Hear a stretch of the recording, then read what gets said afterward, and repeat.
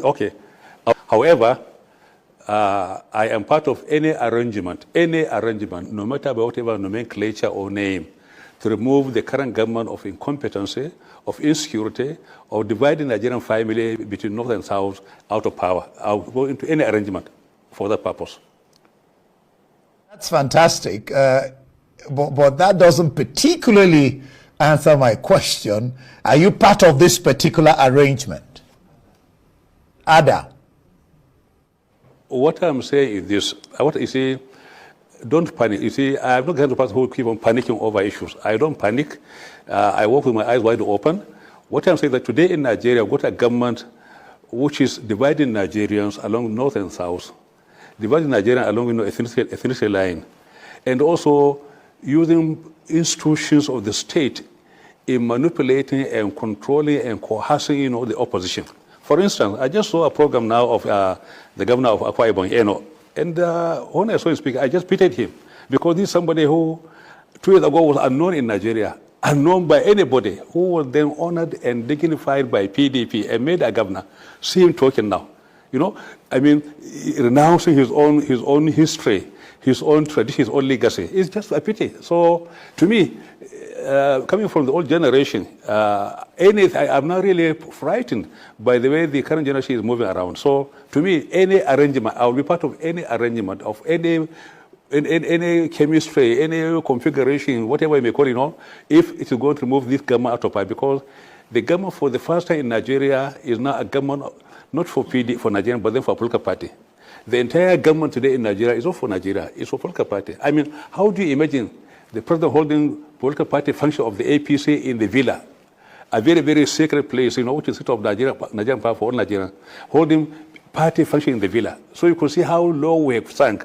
You could see how really the country is literally gone under Tinubu. See, considering what you are witnessing now, what sense do you make of his Democracy Day and that speech and what I've just said?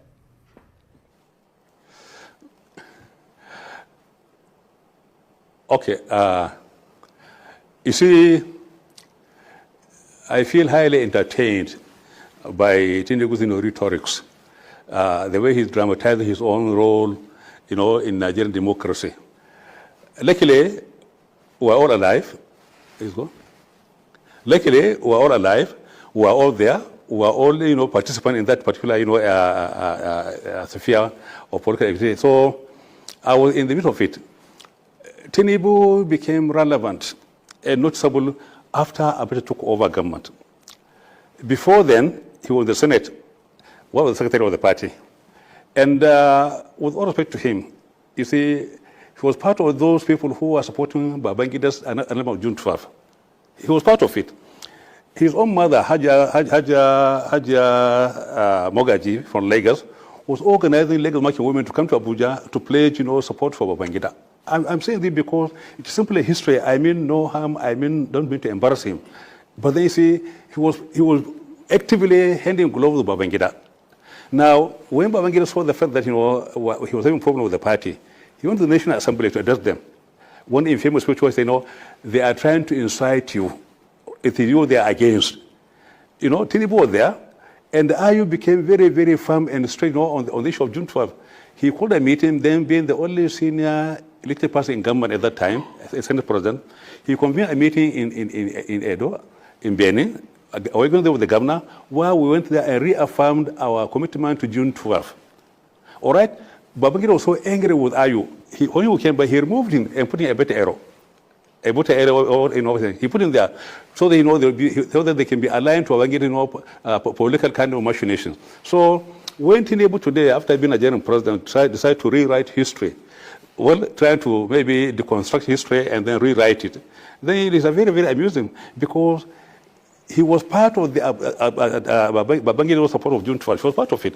Now, it was only when Abacha took over government that Tinubu then became a so-called activist of June 12. Not only all those who are talking about June 12 in Edeko, I mean no harm, I mean no disrespect. I'm simply saying what happened during that time. All of them, those who were in Edeko, where were they on June 11? They had no part in June 12. They had no part of June 12 campaign. They're not part of the June 4 activities. What you know, they are never, because most of them are saying they should now look, all of them, because they know ability that won't work out. So when Abiola won the election, and then after the annulment, they are all very, very passive. But suddenly, after Abacha came on board, removing Sonekam, they became activists. They formed NEDECO. NEDECO was opposed to election formation. NEDECO was something which was formed, to fight Abacha, not to fight democracy, not to fight June 12. So whatever Tinubu is doing today is simply reconstructing history the way he thinks it's going to fit his own political interests. But then obviously he was a major supporter of Babangida. Ask Babangida. Ask him. So when you talk about, honoring June 12, who are those characters? Ebute Ere? Somebody who replaced Ayu for June 12? Who are the others? All of them. So he ran away. We stayed behind. We fought Abacha. I was detained, because of my fight with Abacha. I was detained. He was detained. So all of us, Adamu Churuma, Bola Ege, Yoche Ayu, Kwame, and many others, Bagaji, all of them were there. We fought Abacha. We fought him because we were willing to risk our lives. Tinubu ran away. He was not in the country. He only came back after the whole thing was, after the call was very, very clear. So what I'm saying is, all those advocates of June 12, they are more concerned with the bath water rather than the baby. They are more concerned because most of them were at the end of the meal. When the product was being processed, they simply picked up the product. The process which produced the product, they are not there. They're not part of it. They only pick the product. And today it's not about the victor, but it's about the victory more than anything else. So we make this kind of distinction. There is difference between the victory and the victor. The NEDECO were more concerned with the victory than the victor. As far as they are concerned, in the bathwater they are trying to use, they are trying to hang on to their own kind of riding on top to reinvent, history in Nigeria. Otherwise, I feel embarrassed for the president, for the way he's talking, honestly. Ask anybody. Go ask anybody. We're all there. Ask Ayu, ask Jerigana. They're all there. Ask Langiwa. So, what is happening today in Nigeria is simply something very, very laughable. People, who had no political pedigree, who had no political history, who are not known as freedom fighters, are now at the forefront fighting for Nigerian democracy. It's so laughable. There. I had you talk about Omoeno, and you said you were laughing when he was speaking. If I remember correctly, corrects me, there was a time in the nation that you, along with some other governors of the PDP, switched camp. Isn't that the same thing that Omoeno and people like Obero Wari is doing now? Maybe you're too young to understand history, maybe, but then go into history. The crisis in PDP in 2014 was purely internal. We were working against what was happening in the party under Bamanga Tukur and Jonathan. That, let's run the party based on rules and regulations. We should not create any depression for anybody to take advantage. So we are fighting for internal democracy in the PDP.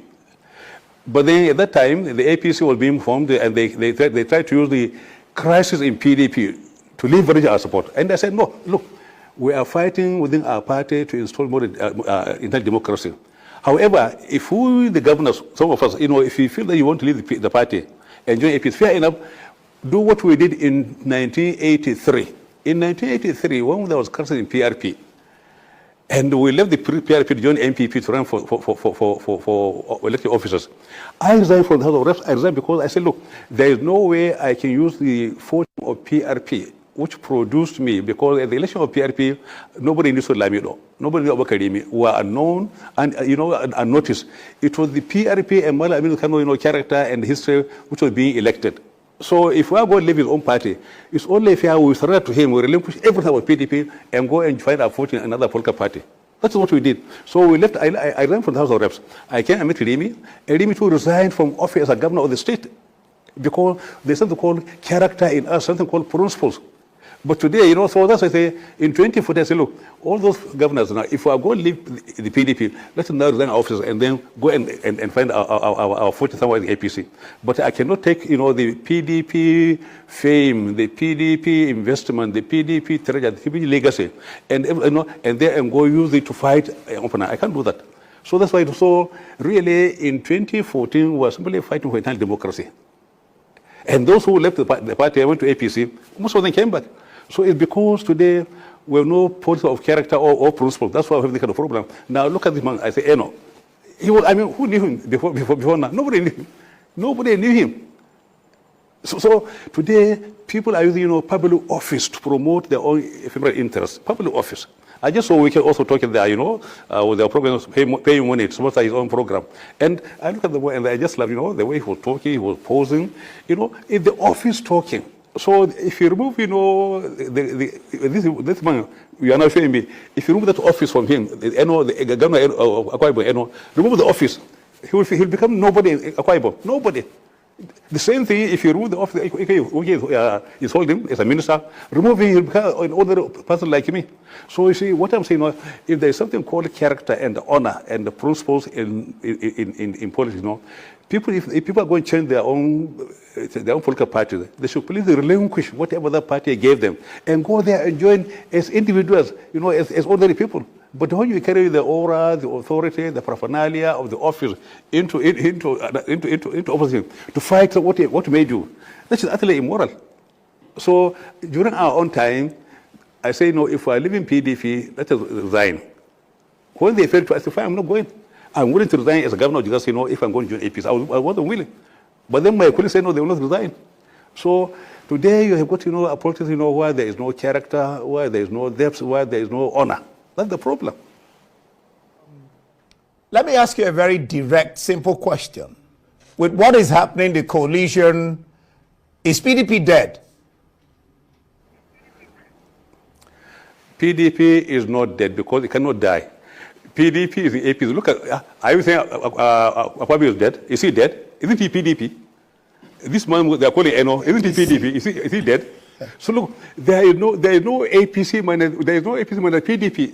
We are not dead. We are everywhere. That's why people are coming to us. That's why they are doing us. In the entire APC, it's only Adam Shimole and Tinubu who are APC. All others were all PDP. I mean, Allah Adam was chairman, was ADP, was PDP, Ganduje, Hong Kong. I mean, anybody today in APC is PDP. So we cannot be dead because if we are dead, then the APC is dead. If we are dead, then APC is dead because you're using dead people. Well, your analogy seems to be flawed because as far as I know, and Nigerians know, the Senate president is in APC and they welcome Governor Ono to APC. But let me just ask you this question. In 2023, you voted for a northern candidate. Another candidate, Atiku, when it was, the issue was southern, the pendulum. No. With all respect to you, please, with all respect, don't bring dichotomy of North and South into my politics. You know me very well. I don't believe in North or South. I believe in Nigeria. Because Nigeria has given me everything. So when I was voting in 2023, I was voting my candidate called PDP. I was voting for PDP, not for Atiku. PDP, the Nigerian party, PDP, which has put a candidate, not because I'm voting a Southern or Northern, no. I mean, go to my history. I voted Azukwe in 1983. I voted Abiola against Topa. So I've been consistent. It is you who is simply using today's, maybe temperature to judge yesterday, who is making the comment say, your logic is flawed, your argument is flawed, not mine. Okay.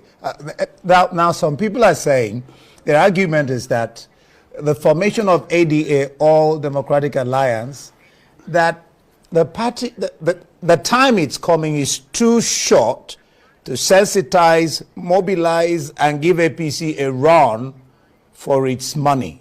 Do you think so? You see, first, why are we coming into alliance? It's very important, no? Because there was alliance in 2014, which produced Buhari. Was Nigeria better off in that alliance? The same alliance produced Tinubu. Are we better off? So to me, alliance should be based on some issues, on issues about the country, its security, its unity, and its prosperity. When we talk about the issues, then you can talk about, election. To me, whatever we do should be done through Nigeria, not through a candidate. Nigeria should be run through Nigeria. Any candidate who wants to run should run through Nigeria. We should not have again, you know, who Nigeria, who Nigeria, who put Nigeria behind and lead Nigeria. No. So to me, the coalition I'm talking about is not similar to that we had in 2014. A coalition of anger, a coalition of revenge, a coalition of, you know, hatred, a coalition of, you know, nothing but, you know, ambition. That's what we had in 2014, and that's why the country, you know, never gained out of it, because the entire country was left behind, and the ephemeral took over. The interest, you know, the emotion, the vengeance, the revenge, the hatred, you know, and they took over. So what I'm saying, you know, we are going to coalition now, but then the coalition should be based on some issues which the APC have brought on board. Issues which you are used in 2014, but then which we failed, which were failed. Therefore, the issues first of national unity is very, very important, because today Tinubu is using his own office to divide the north and the south. Talking about, you know, southern, this Tranqueros, you know, this southern road, you know, and then using the carrot in the protest, you know, to support them in terms of patronage, you know, using coercion, blackmail, like it to Okowa, threat, and everything. So, you see, we're having a country being run by an emperor who has no level to how far he can go down. He can sink to any level, so long as he attains what he wants. So to Tinubu, it's not about Yoruba. It's not about Yoruba. To Tinubu, it's about him and him alone, his own interest. And whoever is going to play his own role, who's going to do his own bidding, he'll bring him. I've been saying so. It's not about Yoruba. All the Yoruba in APC today, in government, are his own boys who are going to do his own bidding, no more, no less. And therefore, if a Yoruba man, you know, from the south, we know his own bidding, he's willing to go and bring somebody from the southeast, or even from the north, so long as we are going to do Tinubu. So Tinubu is behaving like the emperor he is. And unfortunately, he used the psychology and mentality of Lagos, of governing Lagos to govern Nigeria. He came from a very tiny state called Lagos, you know, which is a very small thing, applying the same philosophy, the same principle, you know, in running Nigeria, which means privatizing the country, make it personal, an industry for him and him alone. That's the problem we're facing. And that's why issues of, you know, national unity, economy, security are all abundant.